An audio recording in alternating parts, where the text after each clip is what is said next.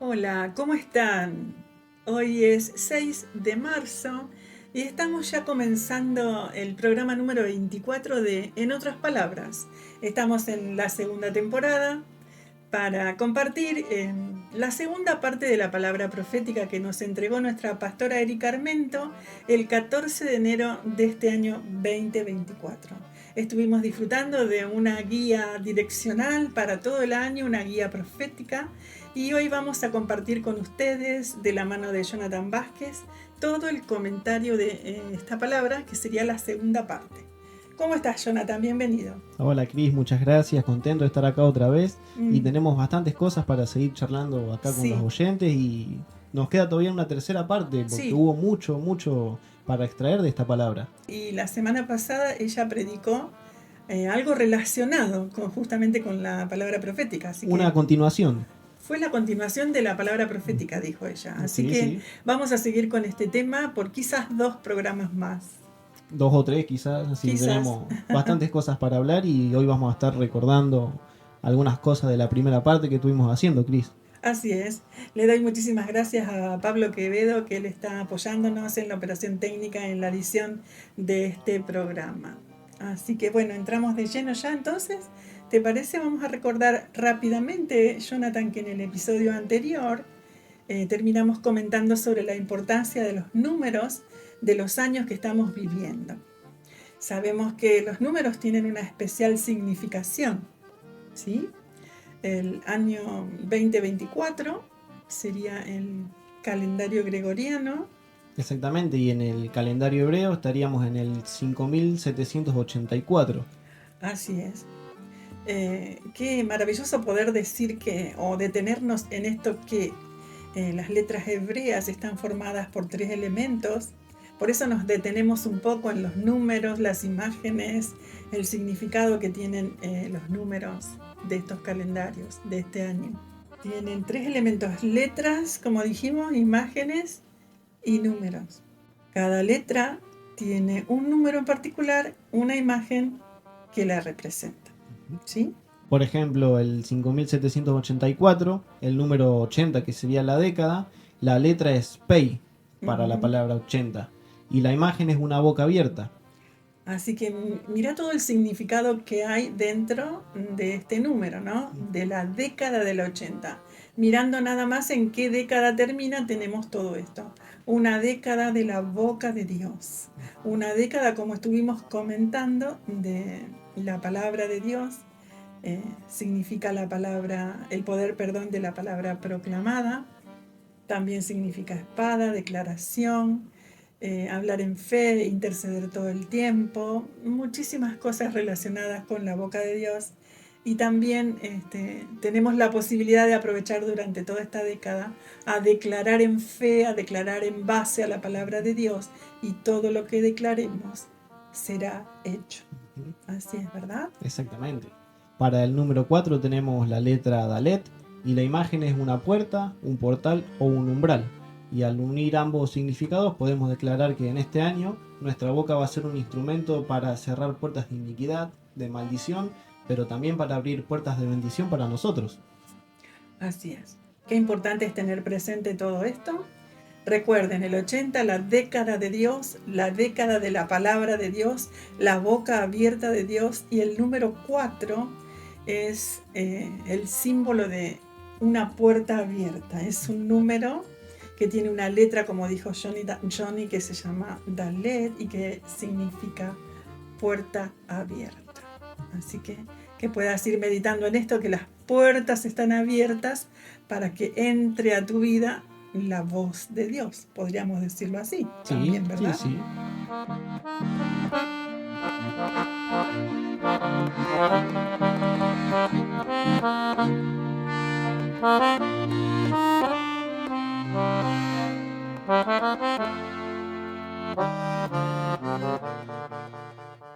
Acá estamos de nuevo, vamos a estar recordando unos segunditos más que nos estamos moviendo en 3 calendarios. el gregoriano, que es el tiempo cronos, el que vivimos día a día, el judío, que es el calendario civil, y el hebreo, que es el calendario bíblico, o sea, el tiempo kairos de Dios.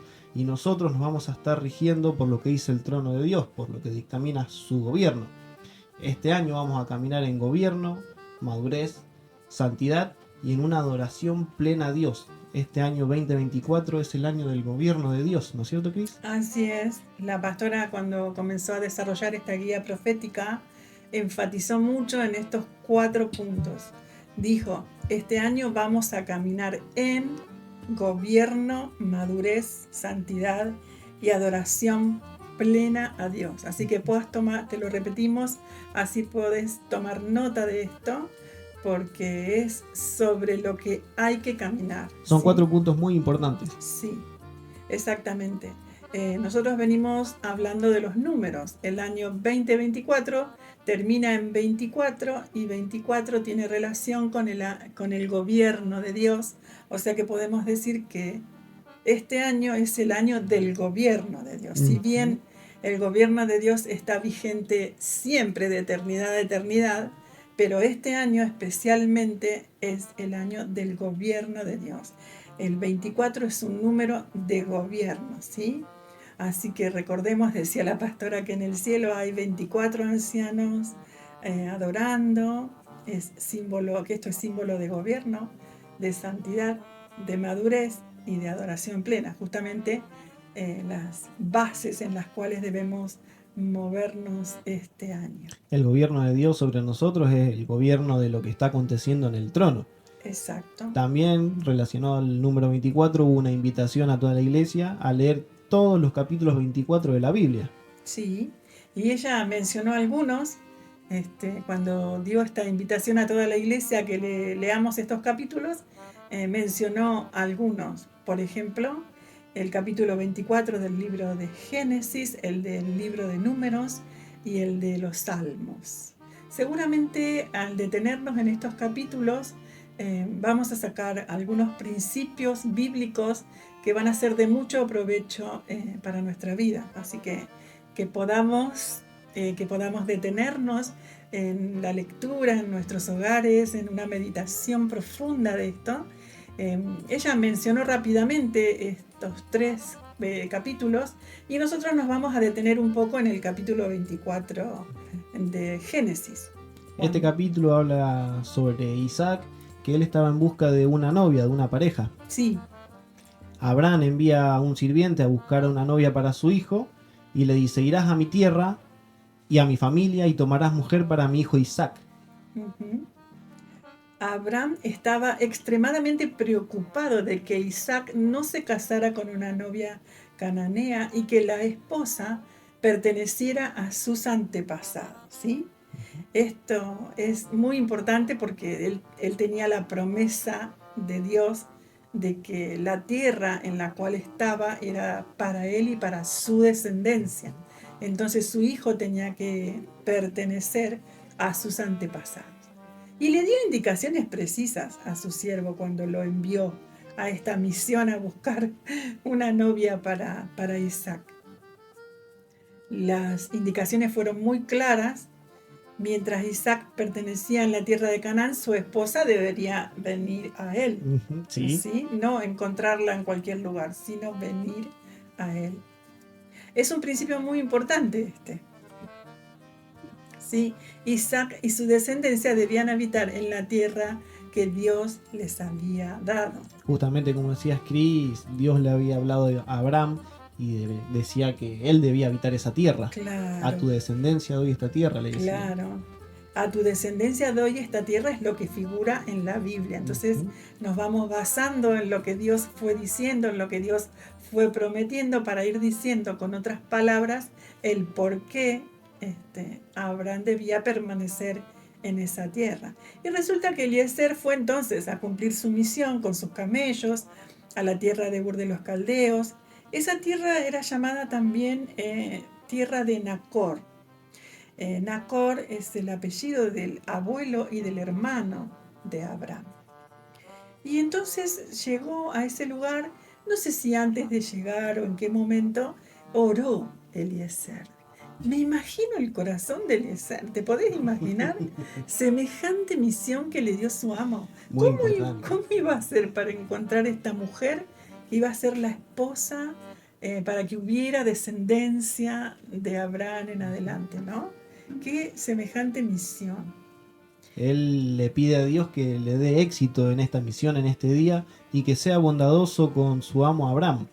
He aquí, estoy junto al pozo de agua y las hijas de los hombres de la ciudad salen a sacar agua, le decía. Sí. Ahora bien, que la joven a quien yo diga, por favor baja tu cántaro para que yo beba, y ella diga, bebe y también daré de beber a tus camellos, sea ella la que tengas, designado para tu siervo Isaac. O sea, él estaba buscando a una mujer que le diera agua a sus camellos. Así es. Mira la señal, es tan simple, tan natural, ¿no? Pero tan difícil. Sí, o sea, no pidió que el cielo se abra y le muestre el rostro de la mujer que iba a ser la novia de Isaac. No, le pidió algo natural, algo que una mujer con disposición y espíritu de servicio y obediencia fuera la esposa de Isaac. La verdad que se desprende bastante de esta forma en que él le pidió a Dios, ¿no? Que fuera la esposa o la mujer. Y llegó a la ciudad, él llegó a la ciudad con esta gran preocupación, como se dijo en la oración, la gran preocupación natural de obtener agua para sus camellos y una preocupación espiritual de recibir la guía de Dios para encontrar a la novia de Isaac. Por eso decíamos antes, me imagino el corazón de Eliezer, porque su preocupación era natural y a la vez espiritual. Así es, le pidió a Dios, como nos contabas vos cuando comentaste la oración, que le mostrara la mujer elegida para ser esposa de Isaac, a través, como comentaste, de una oferta de proveer agua para sus camellos. Vamos a tener en cuenta que un camello toma más de 75 litros de agua, o sea que era una tarea bastante importante. Impresionante. Y eran 10 camellos. Así que saquen la cuenta de cuántos litros de agua era. Significaba un arduo trabajo, ¿verdad? Sí. Le había pedido esta gran señal a Dios de una mujer diligente, con un gran espíritu de servicio, ¿no? No le importaba en absoluto el aspecto de la mujer, sino que él quería que fuera una mujer de carácter, la mujer elegida por Dios, ¿no? Y Dios le responde, por supuesto. Por supuesto. Responde antes de que hubiera terminado la oración. O sea que Dios ya sabía todo lo que él iba a decir, lo que él iba a pedir. Sí, qué maravilloso, ¿no? Qué maravilloso esto de, si vale detenernos unos segundos, que Dios responde antes, hay muchísimos ejemplos en la Biblia, sí, antes de que terminemos de hacer la oración. O sea, qué maravilloso que Él esté recibiendo nuestro clamor y que esté ahí mirando cómo se mueve nuestro lo corazón. Atento, sí, la atención que nos pone. Sí, viste cuando dice mis oídos y mis ojos están atentos a la oración de este lugar. Maravilloso. ¿Por qué afirmamos esto, Johnny? Porque la Biblia dice, y aconteció que antes que terminara de hablar, Rebeca salió con su cántaro al hombro. El siervo todavía no sabía que su oración había sido contestada, pero solo el tiempo lo demostraría. Claro. La mujer, Rebeca, era nieta de Nacor, hermano de Abraham. Así es. Cuando recién comentaba que qué maravilloso es detenernos por un instante y decir que Dios contesta antes, tenemos el ejemplo que apoya lo que decimos en Isaías 65:24, que dice, sucederá que antes que llamen, yo responderé, y mientras ellos todavía hablen, yo los oiré. ¡Ah, qué promesa! Qué lindo versículo. ¿Qué promesa es esta? O sea, me lo tomo para mi vida e invitamos a toda la audiencia que se tomen esto para sus vidas, ¿sí? Por eso me gustaba desarrollar un poquito el tema del capítulo 24 de Génesis, porque tiene muchos principios entretejidos en la historia, que nos hablan, nos dan promesas, nos dan ejemplos a seguir. La joven Rebeca era una mujer hermosa, ¿sí? El sirviente corrió a su encuentro, cuenta la Biblia. Y cuando Rebeca comenzó a dar de beber a los camellos, el sirviente no la detuvo. Al contrario, se sorprendió al ver su corazón servicial. Así es, la unión entre Rebeca e Isaac puede ser comparada con un cuadro honorable que simboliza la unión entre Jesús y su pueblo. ¿Ves? Porque decíamos que es un ejemplo maravilloso esto, de la unión de Rebeca, cómo fue buscada, cuántas cosas podríamos decir. Un cuadro honorable que simboliza la unión entre Jesús y su pueblo, un padre que deseaba una novia para su hijo.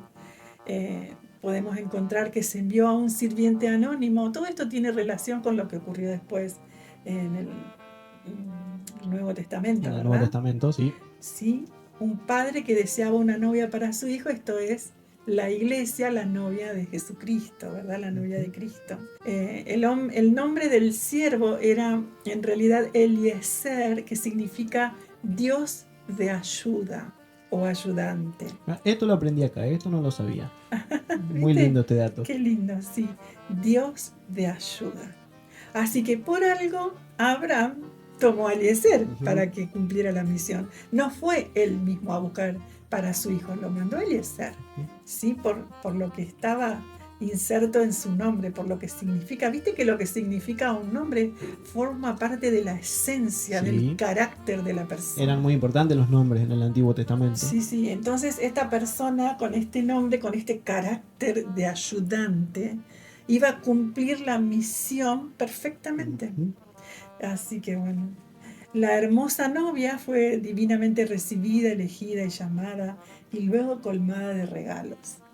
Y así es la novia, que es la iglesia también, es recibida por Cristo, es recibida por el Padre, ¿sí? Colmada de regalos, como siempre nos hacen. Imagínate después cuando estemos todos juntos, ¿no? Con el Padre en el cielo, qué maravilloso. Y podríamos hacer muchos más ejemplos, muchos más paralelos. Por ejemplo, Rebeca, como la iglesia, podríamos hacer algunas comparaciones, ¿te parece? Dale. Ellos ambos fueron elegidos para casarse antes de que se dieran cuenta. Esto lo vemos en Efesios 1, 3 y 4. Sí. Eran necesarios para el cumplimiento del propósito eterno de Dios. Claro, o sea, tanto Rebeca como la iglesia, claro. eran necesarios para el cumplimiento del propósito eterno de Dios. Tanto Rebeca como la iglesia estaban destinados a compartir la gloria del Hijo. Tanto Rebeca como la iglesia fueron elegidos para casarse, como dijiste recién, antes de que se dieran cuenta, ¿sí? Antes de que ella supiera que Dios la había elegido a Rebeca para casarse con el hijo de Abraham. Y nosotros tampoco sabíamos como iglesia que habíamos sido elegidos para casarnos con Cristo, ¿no? Qué maravilloso poder ver todo esto. En la historia de Rebeca, de Isaac, podemos ver el paralelo de todo lo que fue ocurriendo, el paralelo de la historia de la iglesia.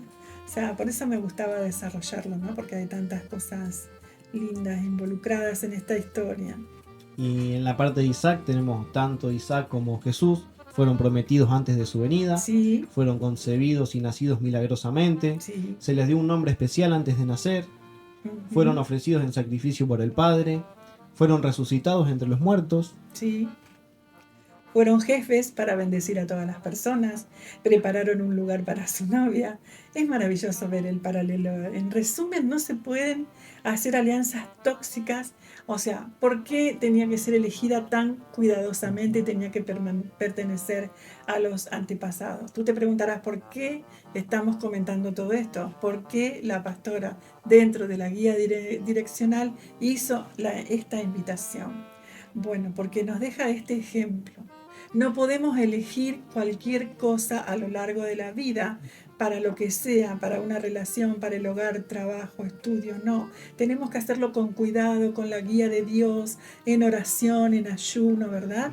Porque si elegimos a la ligera, si vale la palabra, o rápidamente, podemos elegir algo que después se pueda convertir en algo tóxico para nuestra vida y nos puede después generar muchas complicaciones. Ese es el gran ejemplo que nos deja esto, ¿no? De cómo fue la elección de la novia para Isaac.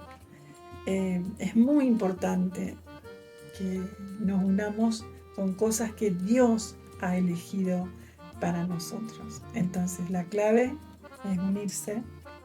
Alianzas estratégicas, divinas o proféticas. Exactamente.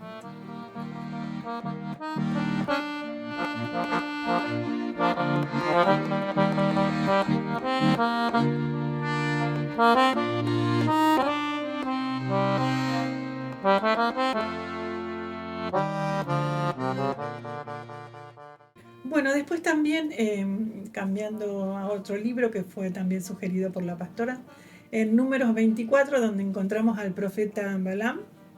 Donde dice que el profeta Balaam que bendice al pueblo de Israel en lugar de maldecirlo. Esta es una historia bastante entretenida, muy linda y Sí. también con muchas enseñanzas. Así es. Vos sabés que tuvo que bendecir en lugar de de maldecir, Uh-huh. porque Dios ya había decidido bendecir a Israel. Se declaró protección y prosperidad que Dios otorga a su pueblo, declara, mejor dicho, esta historia, la protección y la prosperidad que Dios le había otorgado al pueblo. Y resulta que el profeta Balaam fue contratado por el rey Balac para maldecir al pueblo de Israel. Pero se encuentra incapaz de hacerlo porque Dios ya había decidido bendecir a Israel. Esto resalta la idea de la soberanía y el poder de Dios sobre todas las cosas, y la idea de que su voluntad prevalece sobre cualquier intento humano de causar o dañar o maldecir. Claro, esto que estás diciendo es lo que fluye de esta historia, es la enseñanza que nos deja la historia del capítulo 24 del libro de Números. En otras palabras, podemos decir que cuando Dios ha otorgado su bendición sobre algo o alguien, ninguna maldición humana o espiritual puede prevalecer contra la bendición divina. El enemigo no puede maldecir lo que Dios ya ha bendecido. Exacto. Así que bueno, también nos deja una linda enseñanza esto de Números 24. Y también después se comentó el Salmo 24:7. Alzad, oh puertas, vuestras cabezas, y alzaos vosotras, puertas eternas, y entrará el Rey de Gloria. Hermoso, hermoso salmo. Esto tiene que ver con el significado del número 4 para este año. Es el año de las puertas abiertas, es el año de las puertas abiertas de Dios para entrar a nuevas dimensiones, a una nueva relación con la palabra de Dios y a muchísimas cosas que vamos a desarrollar en la parte 3 de esta serie de la palabra profética, ¿no? Una invitación: alzad, oh puertas, vuestras cabezas. Una invitación a que se alcen las puertas para recibir al Rey de Gloria. Esto sí representa un llamado a la adoración, al reconocimiento de la soberanía de Dios sobre toda la tierra. Esto simbólicamente sugiere abrir nuestros corazones a la presencia y al gobierno divino, permitiendo que Dios transforme nuestras vidas y guíe nuestras acciones. ¡Qué hermoso! ¡Qué hermosa simbología que tiene este salmo! Y qué importante. Sí, muy importante. Debemos encontrar el significado natural para aplicarlo a nuestra vida. Si bien es algo espiritual, porque la palabra es espiritual, pero brotan estrategias y principios para que apliquemos a nuestra vida natural. Entonces, al hacerlo, al obedecer, al alzar nuestras puertas, alzar nuestra mente, alzar nuestro conocimiento, es abrirnos, y al hacerlo abrazamos la esperanza de salvación, la esperanza de redención, encontramos consuelo y fortaleza en la gracia y el amor de Dios. Debemos alzar nuestro corazón, alzar las puertas de nuestro corazón y estar abiertos a la palabra de Dios.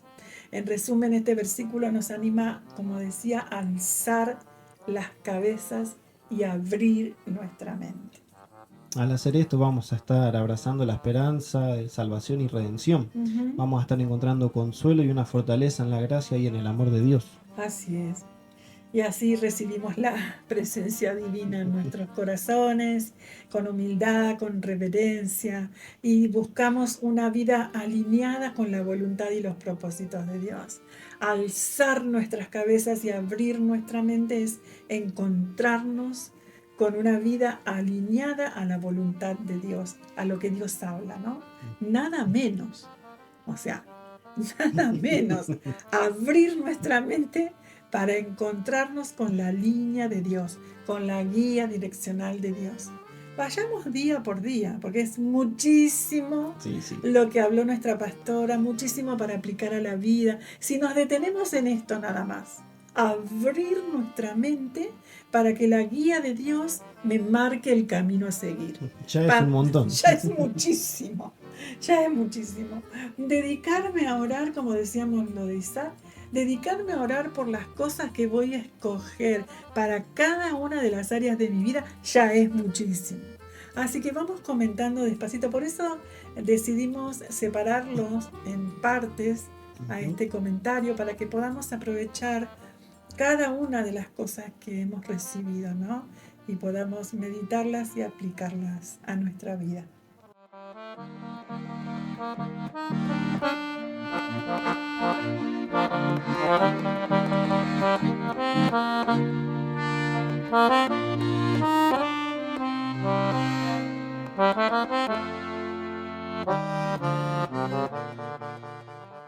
Venimos hablando en esta segunda entrega de la palabra profética del comienzo de este año, de números, de calendarios. Hablábamos que el 24 es símbolo de gobierno, que es el año del gobierno de Dios por excelencia, podríamos decir. En el 2021 el 1 era simbología del Padre, en 2022 el número 2, simbología de la casa, el 2023 el número 3, simbología del camello. ¿Te acordás, Johnny? Sí, Que decía que los camellos nos iban a traer todas las riquezas, a nuestras vidas, a la iglesia. Y este año 2024, el número 4, como ya dijimos, es el año de la puerta, ¿sí? Puerta abierta para los hijos de Dios. El poder de la puerta. ¿Cuántas cosas podríamos decir? En Juan 10:9 dice: sí. Yo soy la puerta, el que por mí entrare será salvo, y entrará y saldrá, y hallará pastos. Yo estoy a la puerta. Entrar a vivir con Cristo, manifestar a Cristo en la tierra. Así es, Dios mismo se declaró y se definió como la puerta.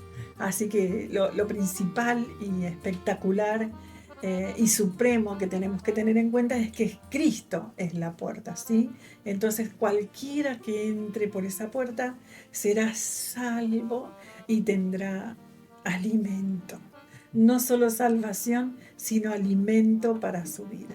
Qué bueno, esto habla de un año de comunión, de visitación de Dios, de una comunicación íntima con Dios.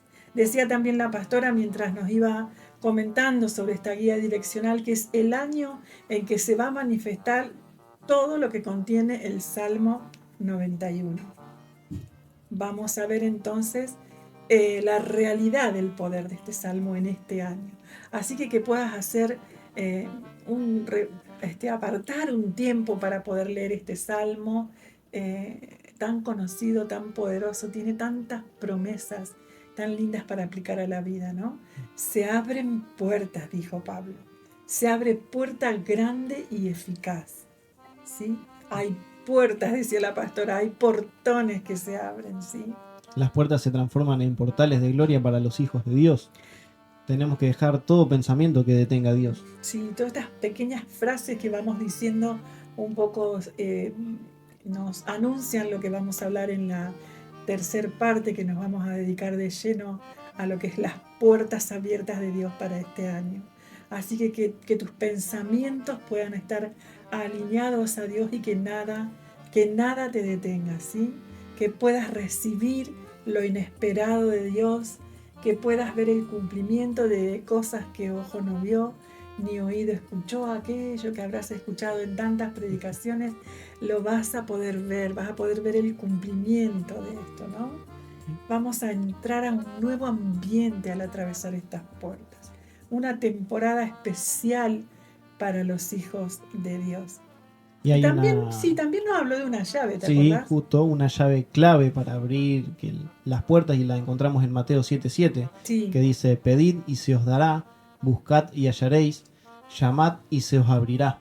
Son todas acciones que tenemos que empezar a realizar. Sí, la llave para abrir las puertas, ¿no? Uh-huh. Así que son todas acciones que nosotros, como decías vos, Johnny, tenemos que hacer, tenemos que orar, tenemos que buscar la presencia de Dios, llamar a Dios mientras pueda ser hallado.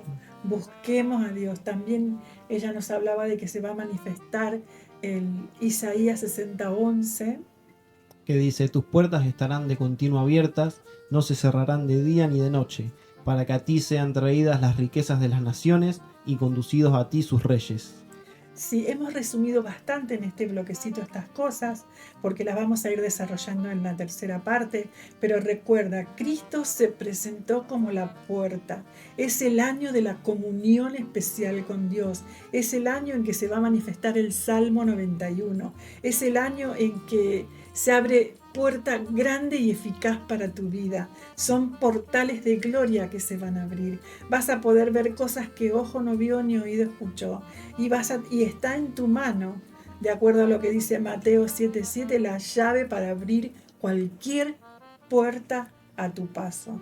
Y también verás el cumplimiento de Isaías 60:11. Te lo repetí rapidito para que lo tengas presente, porque es el año en que se van a cumplir todas estas cosas. Tus puertas estarán de continuo abiertas.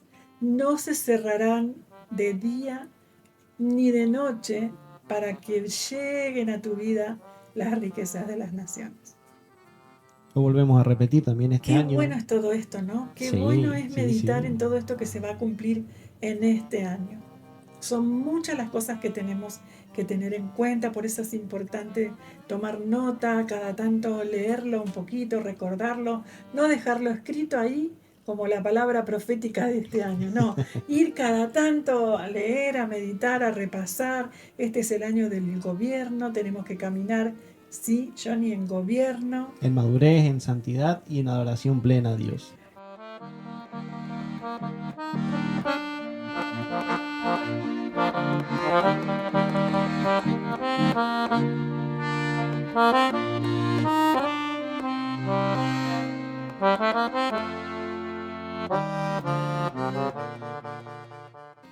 Y aquí estamos ya con el último bloque y vamos a volver a mencionar que este año vamos a caminar en madurez.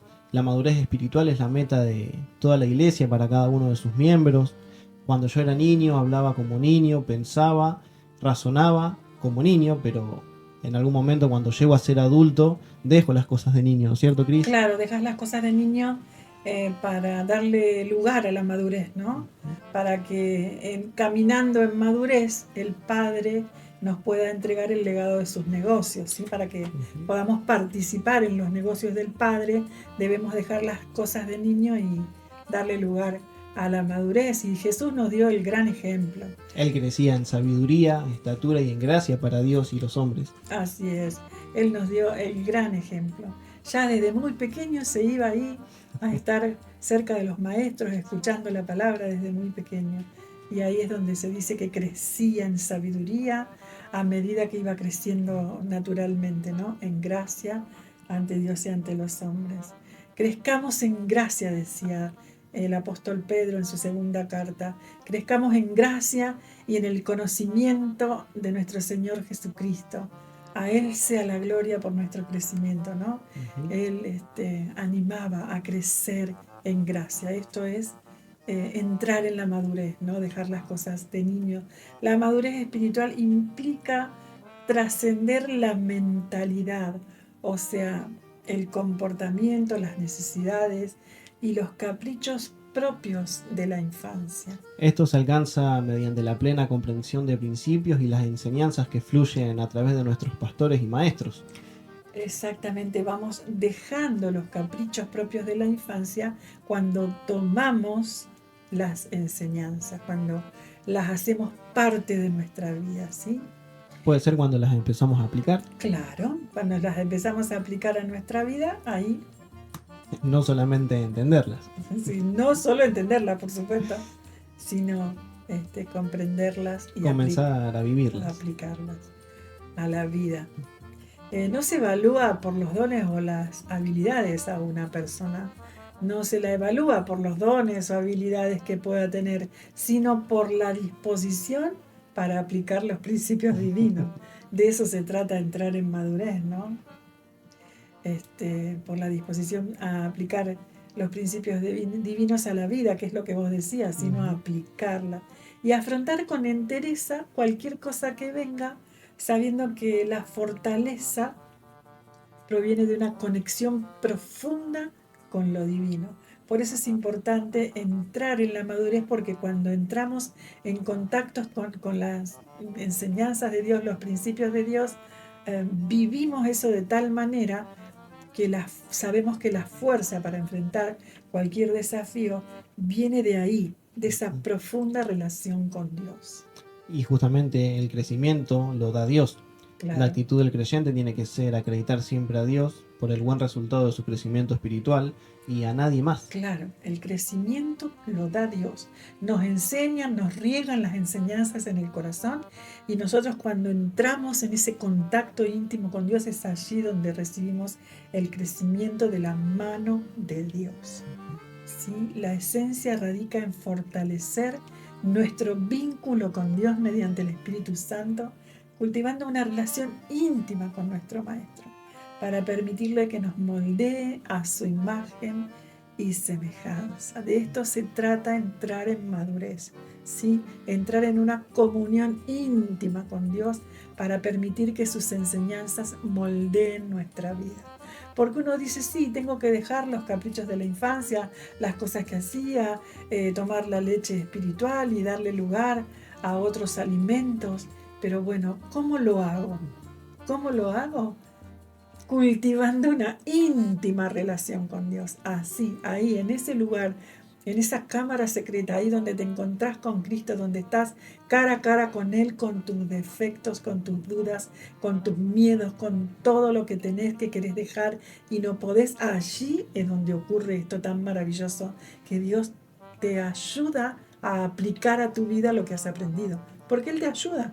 Sí, o sea, así es. uno se puede preguntar, ¿cómo lo aplico? ¿Y con qué fuerza? ¿Con qué? Si Él te va a ayudar, vos buscalo, ¿sí? Buscalo con Él ahí en tu intimidad y Él te va a ayudar. Y vas a madurar, ¿sí? Y vas a madurar. Y vas a poder participar en los negocios del Padre.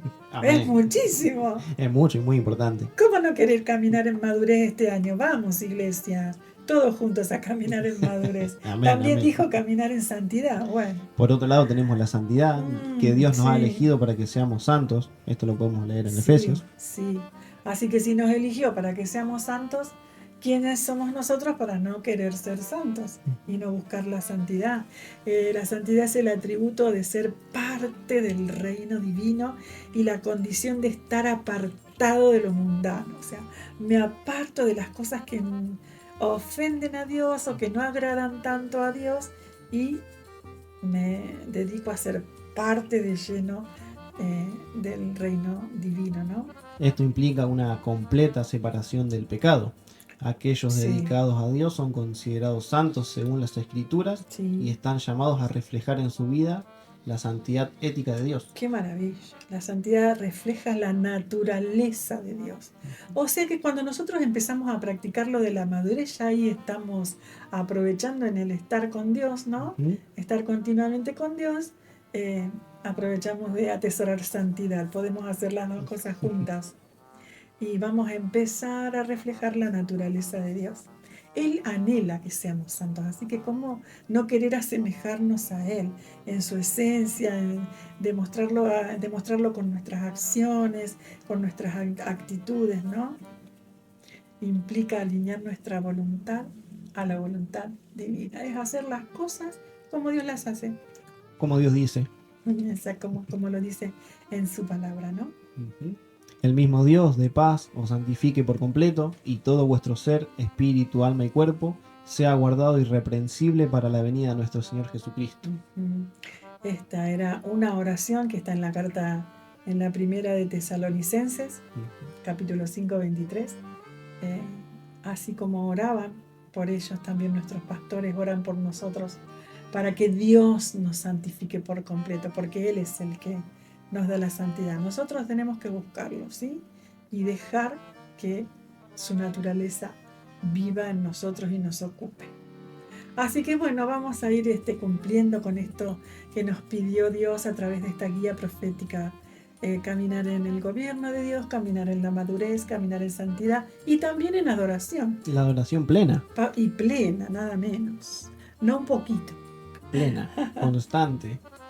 La auténtica oración nace en el corazón, donde cada creyente cultiva un modo de vida que proclama y glorifica a Dios, tanto con palabra como con acciones sin importar dónde nos encontremos. Esa es la verdadera adoración. Dios es espíritu. ¿Cuántas veces hemos escuchado esto? Y quienes lo adoran deben hacerlo en espíritu y en verdad.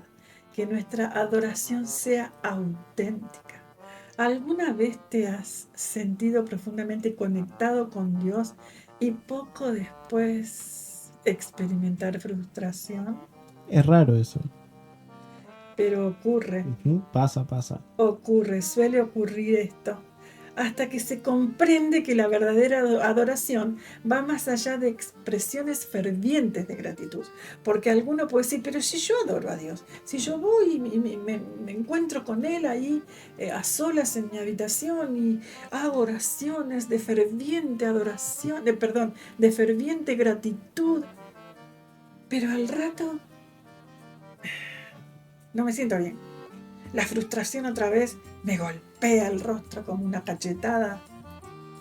Pero ¿qué pasa? Vos sabés que cuando hay auténtica adoración, la comunicación con Dios es tan real. Dios siempre habla cuando entramos en auténtica adoración. Entonces, si había frustración, Él la va a sanar y te va a revelar alguna nueva oportunidad, una nueva estrategia para que puedas sanar eso, o una nueva oportunidad para hacer reivindicarte o hacerlo de nuevo, depende de lo que te esté pasando, ¿verdad? En la auténtica adoración Dios hace un montón de cosas, habla, tú comienzas a adorar y llega a quedarte en silencio, en adoración, para escuchar qué quiere revelarte, qué quiere decirte, qué solución quiere darle a tu problema. Él te lo va a decir, ¿sí? Entonces ya el cachetazo no va a venir, el cachetazo natural tuyo, de tus errores. No, porque Dios ya te habló, ya te dijo cómo hacerlo. ¿Cuánto podríamos hablar de la plena adoración? Tendríamos que traer a los adoradores de nuestra iglesia que nos den ejemplo, sí, que nos den una buena enseñanza de auténtica adoración. Qué bueno poder conectarse con el Espíritu Santo, conectarse con la palabra en la auténtica adoración, ¿no? Y vamos a ver cómo la revelación llega a nuestra vida. Y todo cambia, ¿no? Porque de pronto las revelaciones nos abren los ojos y podemos ver claramente cómo son las cosas, como decíamos, creo en una enseñanza hace unos días. La revelación tiene eso magnífico de que te abre los ojos, ves la cosa como es, la entendés y comprendés cómo aplicarla a tu vida. Es hermoso ese momento. Todo junto. Pasa todo instantáneamente. Así que ¿cómo no voy a querer que Dios en medio de una adoración me revele algo? ¿No? Juan 4:24 nos enseña que adorar en espíritu y verdad significa conocer a Jesús, quien es la verdad personificada. Así es. Bueno, y ya con estas palabras y con este deseo de que te quedes en adoración mientras vamos terminando este programa, ya te vamos saludando hasta la próxima entrega de En otras palabras, que seguramente va a ser la parte 3 de esta guía direccional profética que nos regaló nuestra pastora Erika Armento el día 14 de enero de este año. Por mi parte, un beso para todos y que podamos seguir meditando y charlando, en otras palabras, lo que hemos aprendido. Nos despedimos.